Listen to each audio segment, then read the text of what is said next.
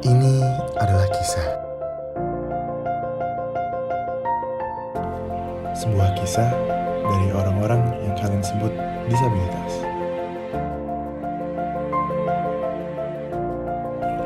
Namun sebenarnya mereka adalah orang spesial.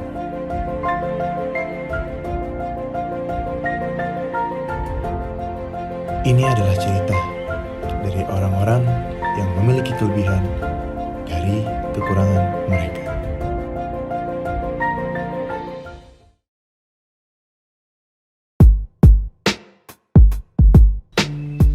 Kita cinta kopi. Tempat ini adalah tempat kita menikmati kopi seperti tempat lainnya. Namun, yang membuat tempat kopi ini spesial adalah baristanya. Yang menjadi barista di tempat kopi ini adalah sahabat-sahabat disabel. Selain unik, menu di kopi ini juga sangat beragam.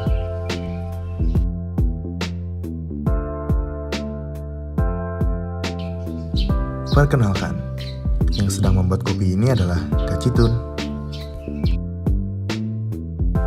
Dia adalah barista yang terlatih yang bekerja di Kita Cinta Kopi.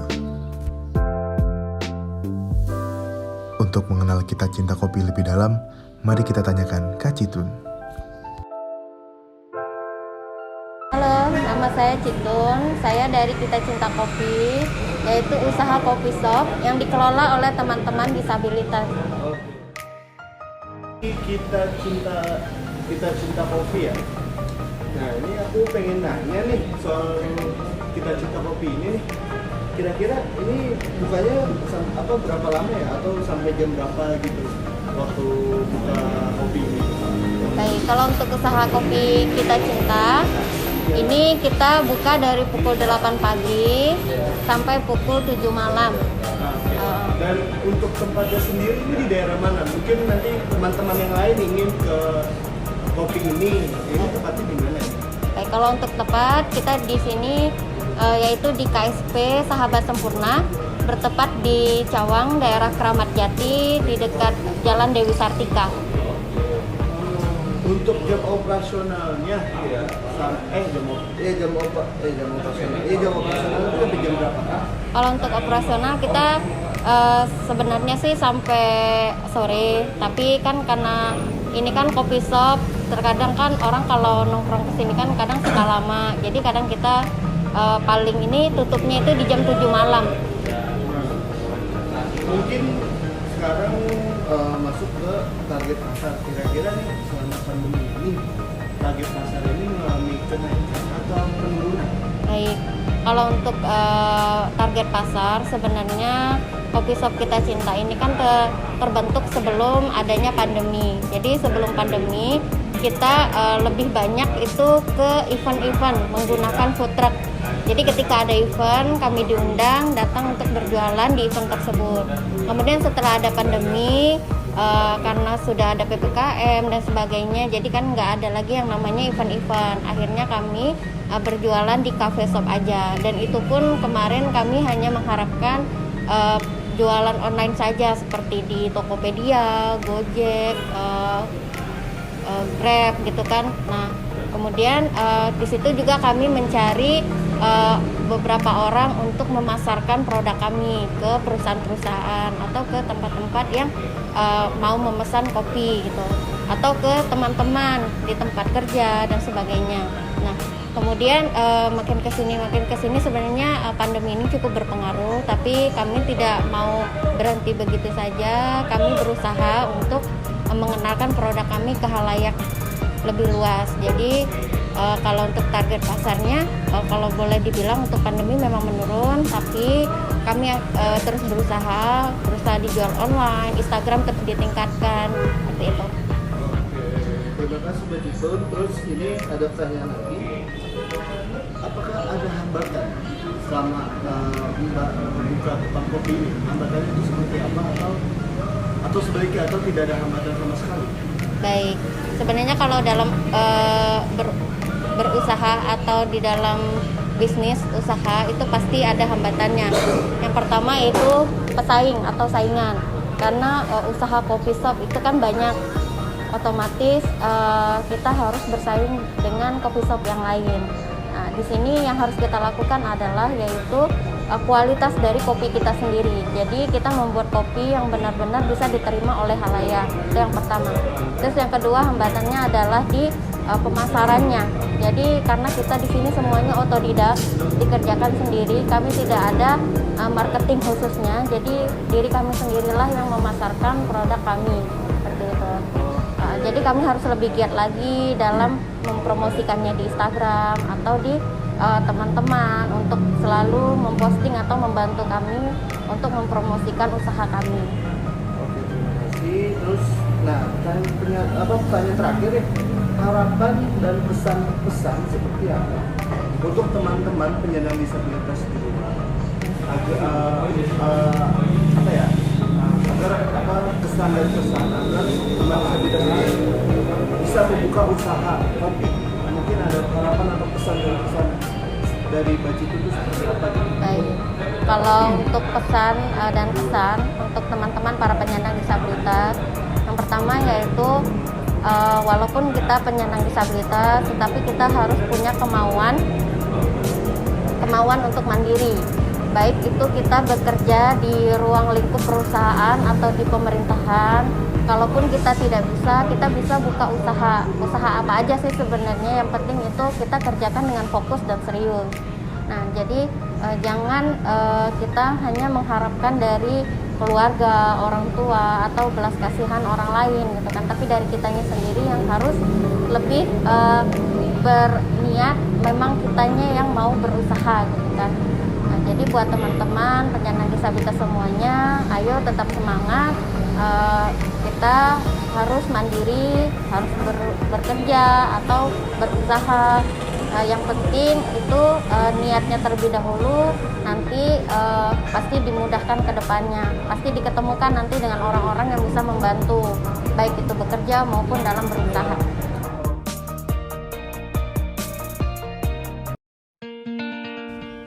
Dengan semua support yang mereka dapat, mereka dapat menjadikan tempat ini senyaman tempat lain.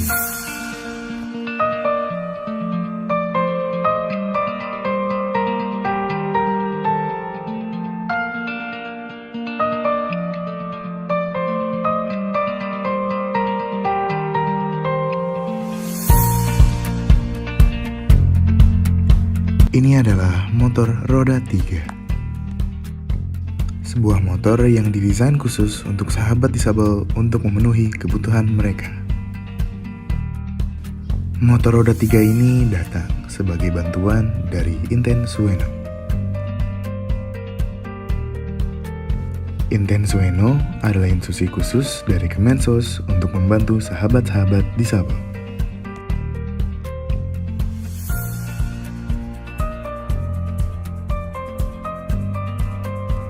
Pada saat pandemi ini, mereka sangat berterima kasih karena bisa berdagang secara online. Tentunya dengan bantuan motor roda 3.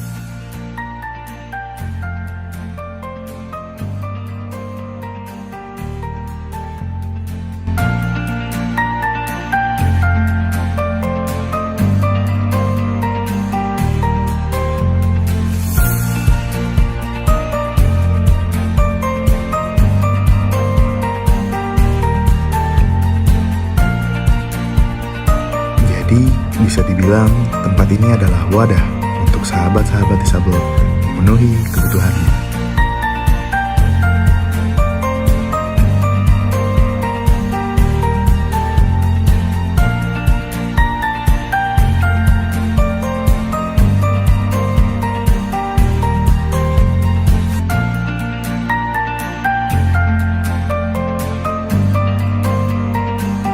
Namun, tidak hanya untuk berjualan kopi, ada juga bantuan lain. Mari kita tanyakan Bu Asti. Nama Asti Retno Hermiati. Sebagai apa? Kepala Bidang Layanan Teknis Vokasional. Oke. Saya mau nanya Bu, ini awal mula ini terjadi tuh dengan apa ya Bu? Kayak buat tentang anak-anak disabilitas tuh terjadinya tuh kayak gimana ya? Tentang tempat kopinya, sekolahnya. Jadi anak-anak yang cinta kopi ya, Iya. dulu memang alumni di sini, ikut keterampilan vokasional di sini. Kemudian setelah keluar dari sini, mungkin mereka punya komunitas yang ingin berusaha, ingin mandiri, dan mereka sebelum mendapat bantuan dari sini pun mereka sudah membuka kopi. Oh jadi mandiri gitu ya? Iya, mandiri ya. Terus untuk anak-anak yang bukan tempat kopi itu dapat bantuan langsung dari sini? Apa gimana? Untuk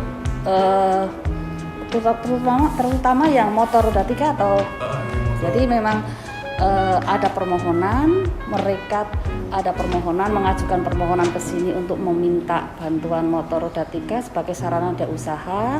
Kemudian tim kami juga melakukan assessment tentang kelayakan itu, karena memang karena nilai bantuan untuk motor roda 3 itu juga cukup tinggi, sekitar 34 juta sekian, jadi kami harus selektif juga layak tidak dia sudah punya usaha atau belum. Dan tidak hanya usaha saja, tetap termasuk dengan lingkungan rumahnya, akses ke rumahnya memungkinkan tidak untuk motor roda 3. Kemudian dari sisi disabilitasnya dia memungkinkan tidak dia untuk mengendarai motor roda 3. Jangan sampai bantuan yang kita berikan nanti malah akan membuat celaka. Kalau memang dia tidak memungkinkan dan tidak mampu untuk menggunakan roda 3, ya mungkin kami tidak akan memberikan. Jadi banyak hal yang harus menjadi pertimbangan sampai seseorang itu mendapat bantuan motor roda 3. Terus tadi saya lihat di workshop roda 3 ada motor yang khusus buat jahit Bu ya? Iya. Jadi bantuannya itu ada buat jahit doang atau kopi doang atau ada yang lainnya? Banyak, sesuai dengan usaha yang sudah mereka miliki. Misalnya dia usaha untuk jualan sayuran, kemudian motor ini kan VR, kita belinya motor VR, kemudian box belakangnya kita rakit sesuai dengan kebutuhan mereka. Kalau mereka jahit ya dirakit sesuai dengan untuk penjahitan, kemudian kalau kopi ya kopi, untuk jualan sayur, kemudian ada yang jualan unggas dan sebagainya seperti itu. Jadi memang menyesuaikan dengan apa yang usaha mereka. Gitu. Nah terus untuk harapan ke depannya gimana? Ya harapan kami memang programnya ini kan untuk kemandirian mereka. Jadi meskipun mereka disabilitas, mereka tidak lagi tergantung tapi bisa mandiri, dalam arti dia bisa berusaha mendapatkan penghasilan gitu. Tidak harus tergantung dengan orang tua, dengan keluarga, dengan lingkungannya. Karena memang yang selama ini setelah kita beri motor, mereka hasil kami monef ini atau kemudian baik secara langsung maupun tidak, ternyata penghasilan mereka meningkat. Yang tadinya hanya pakai gerobak keliling, tapi sekarang bisa naik motor, sehingga jenis usahanya pun, jenis yang dijual pun juga bisa bertambah, volumenya bertambah, jenisnya bertambah. Dan mulai kalau dari motor itu, yang motor roda 3 itu udah terjadi berapa lama kira-kira? Kita mulai tahun ini, karena ini memang penugasan dari Menteri. Bensinnya itu sejumlah 40, kemudian yang listrik itu 20. Oh ada listrik? Ada, ya. Kalau listrik kan lebih kecil, ya. Ya, lebih kecil. Kalau yang bensin kan VR yang lebih besar. Terima kasih ya Bu. Ya. Dan ini juga yang merakit anak-anak disabilitas. Oh yang merakit juga? Yang merakit juga anak-anak disabilitas. Jadi anak-anak disabilitas yang dulu PM di sini, kemudian dia ikut keterampilan di sini, itu yang mengerjakan dengan bimbingan instrukturnya. Jadi bukan pegawai, bukan orang luar, tapi anak-anak disabilitas juga yang mengerjakan ini. Misalkan Ibu, mereka kan udah punya usahanya sendiri masing-masing dari di atas motor mereka sendiri-sendiri kan. Iya. Nah, trackingnya itu kemana aja Ibu? Apa di sekitaran sini atau mereka keluar? Mereka di sekitar, di tempat tinggalnya kan jauh-jauh. Jadi kita ini memberikan itu ada sampai ke Padang, kemudian Madura, kemudian ada Pati, Klaten, Kulon Progo, kemudian ada yang ke Batam. Jadi mereka ya di tempat mereka masing-masing. Ada yang di Bogor sekitar sini mereka jualan. Misalkan yang anak-anak disabilitas ini kan awal mulanya kan dari sekolah sini semua ya. Tidak semuanya, Semuanya. tapi memang sebagian besar alumni di sini. Kalau yang nggak dari sekolah sini, cara mereka untuk bisa bergabung di sini itu bagaimana? Maksudnya sekolah mau pelatihan di sini. Biasanya ada usulan dari dinas sosial, kan melalui dinas sosial juga, kemudian mengajukan permohonan, kemudian di sini pun dilakukan assessment apa yang cocok keterampilannya di sini, karena di sini ada menjahit, elektro, desain grafis, logam, ada beberapa ini keterampilan. Jadi belum tentu keinginan dia sesuai, kan akan kita lihat tingkat kemampuannya, tingkat kedisabilitas. Jadi asesmen di sini, oh si A ini cocoknya seperti ini. Menjahit juga ada. Gitu. Makanya kita ada permintaan yang untuk motor roda 3 menjahit itu. Kalau yang kemarin kan saya ke tempat coffee shop yang Iya, Cita Cita itu. ya. Kalau mereka untuk sampai bisa kerja di sana, apa emang ada usulan dari sini atau mereka cari sendiri? Mereka sudah punya usaha dulu. Jadi mereka alumni di sini, kemudian mereka sudah usaha. Nah, mereka pengen mengembangkan usahanya, mendengar di sini ada program pembuatan motor roda 3 yang bisa mereka mengajukan permohonan. Jadi permohonan itu tidak hanya melalui ada yang melalui dinas sosial, ada yang perorangan. Nah, kalau yang Kopi Cita itu mereka karena mungkin ya ada yang sering berkomunikasi dengan pembina-pembina di sini. Kemudian dia juga sudah usaha, mereka mengajukan permohonan minta motor roda 3 yang dirancang untuk berjualan kopi. Jadi itu.